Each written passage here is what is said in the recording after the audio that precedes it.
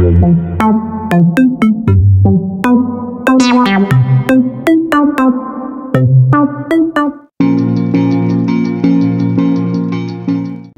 baru, kesaksian seorang anggota militer tentang kedekatan Soeharto dengan Untung. Lahir pada tahun 1938 di Malang, Jawa Timur, Dr. Sofyan Januri, bukan nama sesungguhnya, adalah penutur narasi kita di bawah ini. Ayahnya adalah seorang tentara. Setelah lulus pendidikan sekolah menengah atas, ia kemudian melanjutkan studinya di Universitas Gadjah Mada di Yogyakarta, sebagai mahasiswa ikatan dinas. Saat menjadi mahasiswa, ia aktif dalam organisasi kemahasiswaan. Seusai studi di Yogyakarta, ia melanjutkan kuliah di Universitas Indonesia, Jakarta, dan kemudian bekerja di Lembaga Sejarah dan Antropologi di kota tersebut. Salah satu tugas yang ia emban adalah menjadi asisten peneliti di Monumen Nasional, atau Monas. Selain itu, selama 30 tahun, ia juga berkarir di bidang militer. Pada tahun 1995 ia pensiun, dan pangkat terakhir adalah kolonel. Meskipun sudah pensiun, ia tetap bekerja sebagai staf ahli. Waktu peristiwa 1 Oktober 1965 terjadi, Sofyan sudah berada di Jakarta. Menurutnya, waktu itu Angkatan Darat tidak bisa menerima bahwa Panglima dan kawan-kawan mereka dibunuh oleh Partai Komunis Indonesia, yang menggunakan Letnan Kolonel Untung. Soeharto lalu meminta, oleh pemimpin-pemimpin PKI, ia tangkapi saja itu pemimpin-pemimpin PKI, dan kader-kadernya. Kumpulkan saja di satu tempat. Dari situlah, menurut Sofyan, muncul ide mengenai pembuangan para tahanan politik ke Pulau Buru. Tentang kedekatan antara Soeharto dengan Letkol Untung, bagi Sofyan, hal itu merupakan sesuatu yang wajar. Mengingat bahwa keduanya adalah bagian dari tentara revolusi. Namun demikian, menurutnya, Soeharto lantas sadar bahwa Untung itu dekat dengan Partai Komunis Indonesia, dan oleh karena itu ia lawan. Berikut adalah kesaksian Dr. Sofyan Januri, bukan nama sesungguhnya, yang dikutip dari buku Suara di Balik Prahara, berbagi narasi tentang tragedi 65, yang ditulis oleh Baskara Tewardaya. Nah, lalu banyak yang menanyakan bagaimana hubungan dan ikatan antara Soeharto dengan Untung, dan sebagainya. Lah memang, dalam tentara itu ada ikatan-ikatan tertentu. Orang yang tidak mempelajari militer itu sering salah menafsirkan. Dalam sejarah tentara kita, Tentara Nasional Indonesia, atau TNI, itu berangkat dari tentara revolusi. Tentara revolusi ini merupakan bagian dari generasi 45, dan berlangsung sampai katakanlah sekitar tahun 1982-an. Si Katharine McGregor, penulis buku History in Uniform, itu keliru. Dia tidak tahu bagaimana tentara revolusi ini. Pada zaman revolusi itu, kita ini kan tidak punya tentara. Yang ada adalah tentara rakyat atau People's Army. Waktu itu semua orang bebas, boleh angkat senjata. Yang namanya organisasi tentara itu kan baru kemudian, yakni setelah tanggal 5 Oktober 1945 itu. Itu pun mulai dengan Badan Keamanan Rakyat, atau BKR. BKR lahir karena adanya anjuran, bukan karena dibentuk. BKR lahir karena dianjurkan oleh Pak Karno. Hai, kamu akan dibentuk tentara. Tapi waktu itu rakyat kan memang sudah sadar mau berjuang untuk kemerdekaan. Mereka lantas ada yang masuk BKR, ada yang masuk laskar-laskar, yakni laskar-laskar dengan segala latar belakang ideologinya. Pokoknya semuanya revolusioner. Lalu lahirlah apa yang disebut sebagai tentara revolusi. Tapi untuk paham soal Revolutionary Army ini, dibutuhkan studi secara khusus. Kalau saya sendiri, saya membandingkan tentara revolusi kita itu dengan bagaimana terbentuknya tentara revolusi di Uni Soviet.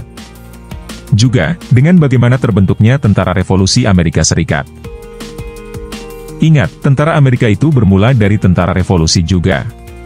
Kalau tentara Malaysia, India, Pakistan, dan sebagainya, itu bukan tentara revolusi, tapi tentara reformasi. Banyak buku bisa dibaca tentang hal ini. Jadi tentara revolusi itu karakternya khusus. Semua begitu. Tentara Cina juga begitu. Yang pertama karakternya itu adalah kuatnya solidaritas atau rasa persaudaraan di antara mereka. Dalam bahasa sekarang, jiwa korpsnya sangat kuat. Yang kedua, demokratis. Tentara revolusi itu sifatnya demokratis. Jadi tentara kita itu berangkat dari ciri-ciri seperti itu. Jadinya ya demokratis. Memang agak aneh, tentara kok demokratis. Itu kan kontradictio interminis. Tapi ini tentara revolusi. Dan ini tidak dipahami oleh orang-orang yang menulis tentang militer di Indonesia itu. Padahal memang kenyataannya begitu, yakni bahwa tentara kita berangkat dari latar belakangnya sebagai tentara revolusi. Terjadi ikatan satu korps, satu jiwa. Ini bapakmu, yang lain anak-anaknya. Selain itu, tentara revolusi juga merasa bahwa mereka memiliki hak-hak politik. Mereka tidak memisahkan antara politik dan militer. Mereka memandang diri sebagai pejuang, baik pejuang bersenjata maupun pejuang politik. Yang melakukan pembagian antara pejuang politik dan pejuang bersenjata itu Nugroho Noto Susanto. Tapi yang jelas, semua mengaku diri sebagai pejuang, sebagai freedom fighters. Itulah karakter dari tentara revolusi. Tapi kalau masalah pendidikan, ya jangan ditanyalah. Waktu itu orang buta huruf juga diterima sebagai tentara. Tapi jiwa mereka untuk mempertahankan hak untuk merdeka itu sangat kuat. Jadi motivasi perjuangannya itu sangat kuat. Bahkan komandan-komandan saja hanya sekolah menengah pertama kok sekolahnya. Lihat saja riwayat tentara-tentara itu. Memang ada yang sekolahnya tinggi atau yang akademisi, tapi itu minoritas. Bisa dihitung dengan jari. Misalnya Nasution. Tapi kebanyakan ya freedom fighters itu. Bayangkan saja, seperti Pak Bejo itu kan buta huruf. Dia komandan batalion. Demikian juga Malau, Abdullah yang tukang becak, semua itu komandan batalion. Dan semuanya jalan. Mereka dihormati oleh anak buah masing-masing. Jarang, tentara kita yang mengerti politik dan sebagainya. Tapi solidaritasnya sangat tinggi.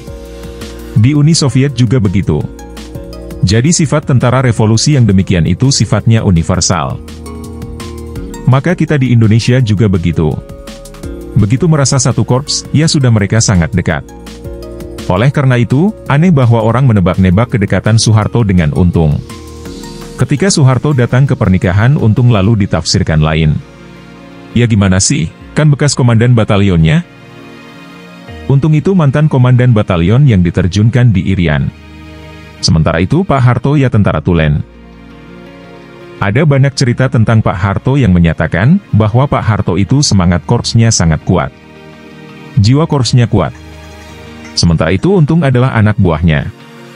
Ini yang tidak dipahami oleh beberapa peneliti yang non-militer.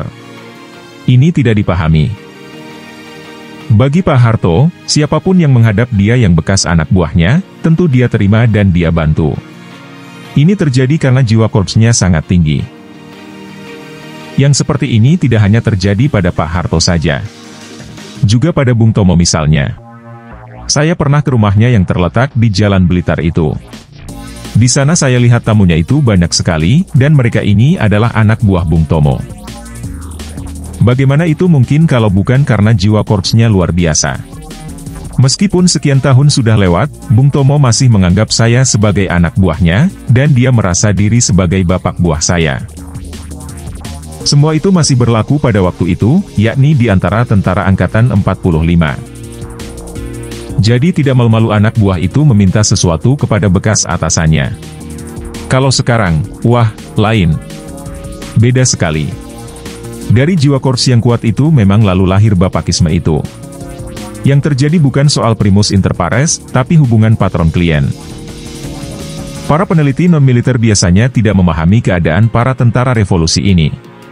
Bagi seorang tentara revolusi, meskipun tidak senang pada seseorang, tetap saja akan bersikap hormat pada orang itu, karena dia merupakan teman seperjuangan. Ini tidak dipahami oleh beberapa peneliti non-militer. Yang kita bicarakan tadi memang kasus Pak Harto ya. Tapi hal serupa juga terjadi di Mesir atau di mana saja. Tentara revolusi itu patriot, pembela negara.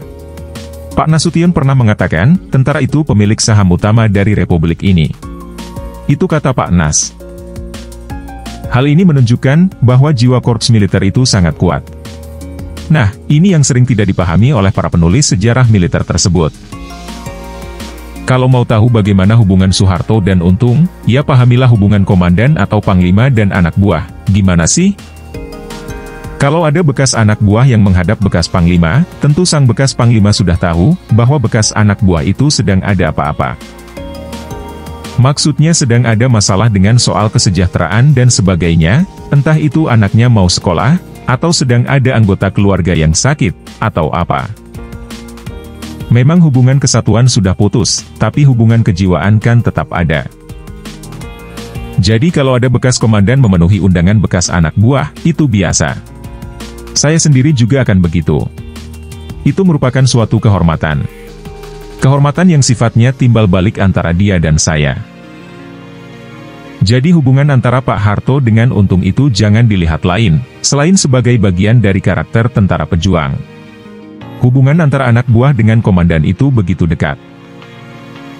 Kalau bawahan mengatakan, mohon menghadap, komandan sudah tahu, pasti bawahan itu sedang membutuhkan sesuatu dan biasanya diberikan. Itu biasa di antara tentara Angkatan 45. Tentang Pak Harto sendiri, Pak Harto itu kan berangkatnya dari seorang kopral di Knil, sebelum zaman perang. Dulu, dia masuknya dari Gombong, Jawa Tengah. Di sana, dia mulai pelatihan prajurit. Di sana, dia sekolah kadernya. Di sana, latihan dasarnya. Kemudian dari sana, dia naik-naik terus pangkatnya, sampai akhirnya menjadi jenderal. Waktu terjadi peristiwa gerakan 30 September itu, Pak Harto tahu siapa yang memimpin, yakni Untung, karena disiarkan di Radio Republik Indonesia, atau RRI. Sebetulnya, Pak Harto juga sudah tahu siapa Untung itu. Kan Untung anak buahnya. Pak Harto juga tahu kalau Untung itu dekat dengan PKI, dengan komunis. Nah, ini yang jarang diketahui umum. Mengapa Soeharto bertindak? Tentang hal ini, ada banyak interpretasi. Itu pun macam-macam. Padahal sebenarnya begini. Waktu itu di Angkatan Darat, Pak Harto kan second in command setelah Jenderal Ahmad Yani. Ia komandan nomor 2. Dia Panglima Kostrat. Komandan pertama itu namanya Jenderal. Tahun 1962 bulan Juni, Presiden Soekarno mengadakan reorganisasi Angkatan Bersenjata Indonesia. Ini informasi dari hasil studi Loya. Dia mengubah sistem yang lama, yakni sistem staf, seperti Kepala Staf Angkatan Darat, Kepala Staf Angkatan Laut, Kepala Staf Angkatan Udara, menjadi Panglima. Yang dulu Kepala Staf itu sekarang menjadi Panglima. Jadi sekarang ada Panglima Angkatan Darat, Panglima Angkatan Laut, Panglima Angkatan Udara, Panglima Kepolisian. Dengan kata lain, yang ada sekarang adalah kepanglimaan. Panglima-panglima angkatan ini dibawahi oleh Panglima tertinggi, atau Pangti. Ini Commander in Chief-nya. Kalau di Angkatan Darat Panglimanya itu Jenderal Ahmad Yani. Di bawah Panglima Angkatan Darat, atau Pangat, ada Komando Cadangan Strategis Angkatan Darat, atau Kostrat. Meskipun punya komando, Kostrat itu hanya cadangan. Tidak punya pasukan khusus. Pasukannya tersebar. Kostrat ini dipimpin Pangkostrat dan berada di bawah Pangat. Selain membawahi Pangkostrat, Pangat juga membawahi Kodam-Kodam beserta PANGDAM-nya masing-masing. Pangkostrat tidak punya pasukan. Pasukannya tersebar. Tersebar pada Kodam-Kodam. Untung dan Banteng Riders itu pasukan Kostrat, atau lebih tepatnya di bawah Kostrat. Kan ada di Semarang? Misalnya Brigade Kujang. Itu di bawah Kostrat. Tapi tempatnya ya di sana, tidak di Jakarta. Di Solo juga ada brigade. Itu di bawah Kostrat. Kostrat sendiri tidak punya pasukan. Nah, kalau Pangdam itu membawahi teritorial. Waktu itu istilahnya pakai A, B, C, dan sebagainya. Bukan pakai nomor. Misalnya Batalion Katamso yang di Kentungan, Yogyakarta, itu batalion teritorial. Itu di bawah Pangdam. Nah, soal pemeliharaan itu urusan setempat. Jadi pembinaan itu di bawah Kodam, bukan oleh Kostrat. Kodam tidak boleh menggerakkan pasukan. Nah, pemimpin tertinggi Angkatan Darat kan Yani? Kalau yang kedua ya Soeharto, sebagai second in command. Maka, mengapa pada tanggal 1 Oktober 1965 itu Soeharto bertindak? Karena dia tahu bahwa komandannya dibunuh. 6 perwira tinggi Angkatan Darat kok dibunuh. Siapa yang membunuh? Tahu-tahu Untung. Wah, kurang ajar Untung ini. Di sini lalu muncul jiwa korpsnya yang tinggi. Lalu dia meneliti siapa Untung itu. Kok Untung berkhianat? Lalu siapa di belakangnya? Ternyata PKI. Selain PKI siapa lagi yang kira-kira mendukung Untung? Ternyata Angkatan Udara. Itu ada hasil interogasinya, memang. Pak Harto menganalisis semuanya yang terjadi tanggal 1 Oktober itu. Cepat sekali. Soeharto memang hebat. Harus diakui itu, kecepatannya dalam menganalisis situasi. Siapa ini? Untung. Wah, Untung mesti PKI, begitu dia langsung menyimpulkan. Bagaimana Pak Harto tahu bahwa itu Untung? Tentu saja, karena sudah kenal sebelumnya. Untung anak buahnya. Di mana basisnya? Halim, yaitu Pangkalan Udara Halim Perdana Kusuma. Siapa di situ? Omar Dhani. Lalu dipanggillah Resimen Para Komando Angkatan Darat, atau RKAD, untuk mengamankan situasi. Untuk merebut kembali keadaan. Itu namanya counter coup. Jadi ada coup d'etat, lalu ada counter coup untuk menggagalkannya. Lalu coup itu gagal. Nah sekarang siapa pelakunya? PKI. PKI kan? PKI itu unsur Nasakom. Anda dibubarkan ya kita aman, Pancasila aman. Ini ada dialognya. Lalu Pak Karno ya seperti biasa, tuh, maksudnya Soeharto, kita itu sudah punya Nasakom. Dan Nasakom itu sudah saya populerkan ke seluruh dunia. Kita ini punya kesatuan antara nasionalis, agamawan, dan komunis. Semuanya jadi satu. Lah kalau saya bubarkan, lalu bagaimana maka kritislah situasinya. Di mata Angkatan Darat, Soekarno itu sudah menjadi tidak adil. Dia menjadi sangat kiri. Kesimpulannya, kalau begitu Bung Karno ini membela PKI. Itu yang pertama. Yang kedua, soal gerilya politik, omongan Bung Karno itu dianalisis juga oleh Soeharto. Soeharto berpikir, daripada direcokin, atau diganggu oleh pemimpin-pemimpin PKI, ia tangkapi saja itu pemimpin-pemimpin PKI dan kader-kadernya. Kumpulkan saja di satu tempat. Sehingga kan lahirlah gagasan mengenai pembuangan ke Pulau Buru itu. Jadi dasarnya ya perkataan Bung Karno sendiri. Bagi Soeharto, daripada diganggu oleh gerilya politik, lebih baik ia mengambil tindakan tertentu untuk menghindarinya. Jadi kata-kata Pak Karno itu diterima secara tersendiri oleh Soeharto, dengan menggunakan pikirannya sendiri. Banyak yang ditangkap, tapi itu lalu menimbulkan problem berkaitan dengan soal memberi makanan dan sebagainya. Susah itu. Maka perlu dikumpulkan di satu tempat. Sekali lagi dari situ kemudian lahirlah pikiran untuk mengirim mereka ke Pulau Buru.